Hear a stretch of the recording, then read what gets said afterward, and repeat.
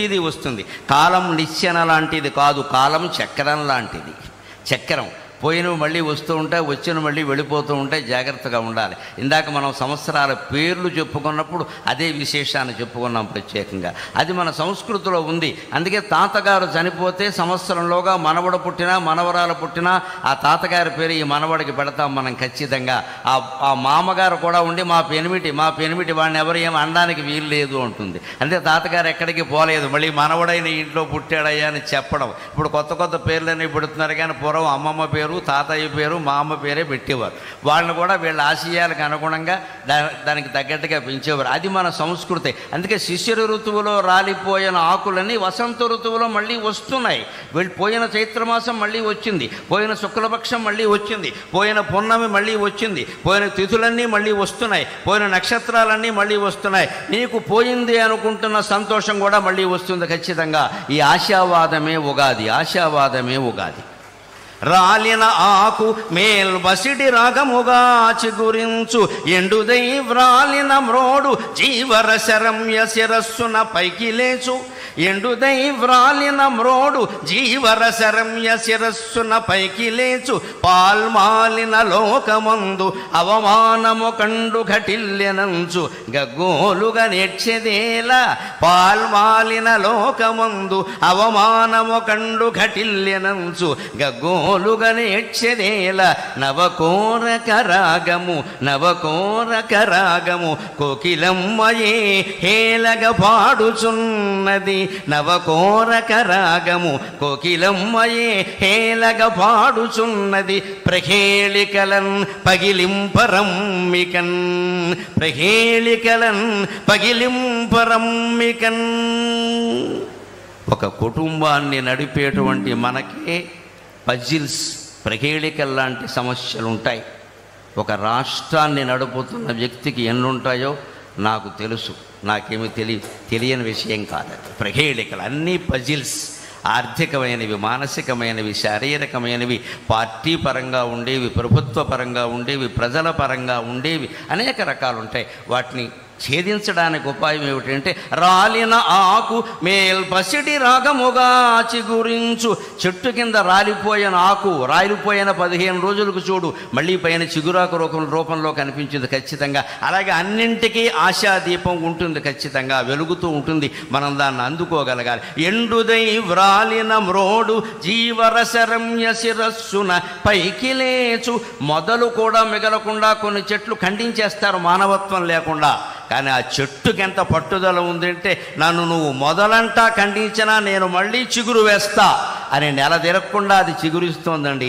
చెట్టు నుంచి మనం ఎన్ని పాఠాలు నేర్చుకోవాలి, చెట్టు నుంచి మనం ఎన్ని పాఠాలు నేర్చుకోవాలి. నేను మళ్ళీ చిగురిస్తా అని అంత బండరాజులా ఉండిపోయిన చెట్టు కూడా మళ్ళీ చిగురుస్తోంది ఖచ్చితంగా.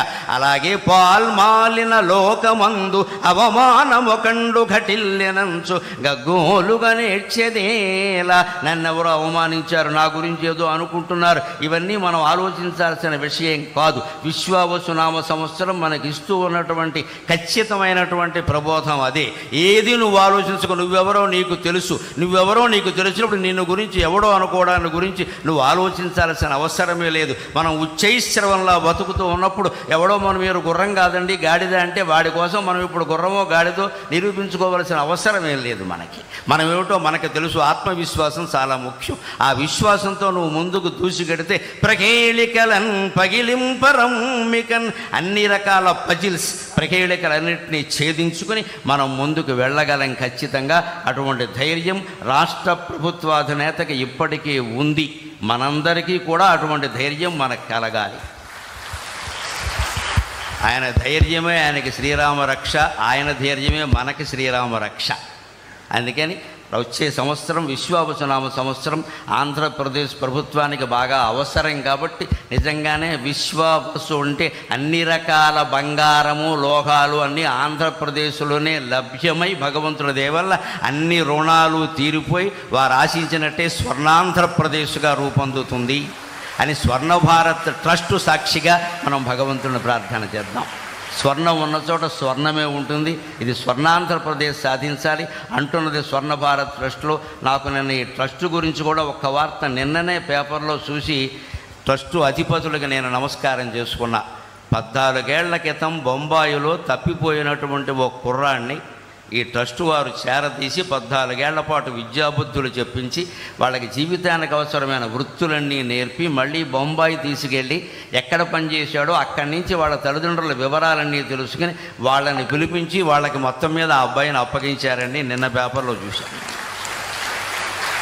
అందుకని మా అమ్మాయి ఇలాంటిదైనా దీప గారిని నేను ఆశీర్వదిస్తూ ఉన్నాను. నిజంగా ఇంత ట్రస్ట్ నడుపుతూ ఇంతటి మంచి కార్యక్రమాలు చేస్తూ నేను చూసి ఈ ట్రస్ట్ ఇంత గొప్పదా, దీనిగా నేను వెళ్ళబోతున్నదని నేను చాలా సంతోషించాను. నిజంగా దీన్ని ఆదర్శంగా తీసుకుని మనం స్వర్ణాంధ్రప్రదేశ్ నిర్మాణానికి ఎంత చేయాలో అంతా చేద్దాం. ప్రభుత్వానికి పూర్తిగా సహకరిద్దాం అన్ని విధాల.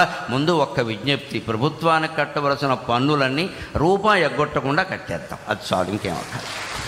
అది ఒక్క పని మనం చేసి మళ్ళీ ఏమండి నాకు అవకాశం ఊరికే గోక్కుండా మనం మొత్తం అన్నీ కట్టేస్తే అన్ని ప్రభుత్వాలు బాగానే నడిస్తే. పూర్వం నుంచి ప్రభుత్వాలు పన్నుల మీద ఆధారపడి నడిచే.